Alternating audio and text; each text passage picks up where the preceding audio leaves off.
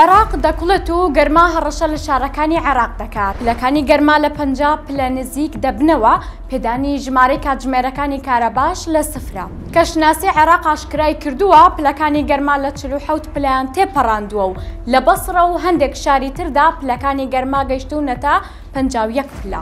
لە کاتێکدا عێراق دەکوڵێت هۆشداری بە خەڵک دەدرێت بەکاری پێویست نەبێت لە ماڵەکانیان نێنە دەرەوە، بەڵام بەهۆی نەبوونی کارەبای نیشتیمانی و گەرمای تاقەت پڕووکێن بەشێکی زۆری هاوڵاتیان ڕوو لە چەم و ڕووبارەکان دەکەن بۆ خۆفێنکردنەوەیان. پێدانی کارەبای نیشتیمانی و لە هەندێک شارەکانی عێراقدا بە تەواوەتی بڕاوە. پێدانی ژمارەی کاتژمێرەکانی کارەبا لە بەشێک لە شارەکانی عێراق لە سفر نزیک دەبنەوە.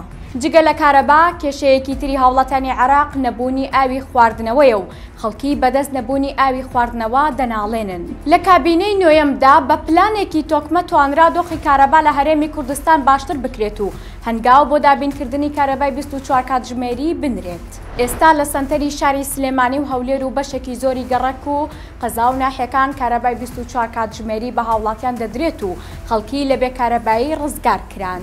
ئەگەر بەراورد لە نێوان ئەو بودجێ عێراق و هەرێمی کوردستان بکەین کە بۆ وەزارەتی کارەبا تەرخانیان کردووە، دەبینین لە عێراق دەیان ملیارد دۆلار ساڵانە لە کەرتی کارەبا بە هەدەر دەدرێت. کەچی حکوومەتی هەرێمی کوردستان سەرەڕای قەیرانە دروستکراوەکان و بڕینی بەشە بودجەکەی توانی بە بەرنامە و پلان هەنگاو بەرەو چارەسەرکردنی کێشەی یەکجاری کارەبا بنێت و تا کۆتایی ساڵی 2026 هەموو ماڵ و شوێنێکی بازرگانی دەبنە خاوەنی کارەبای 24 کاتژمێری.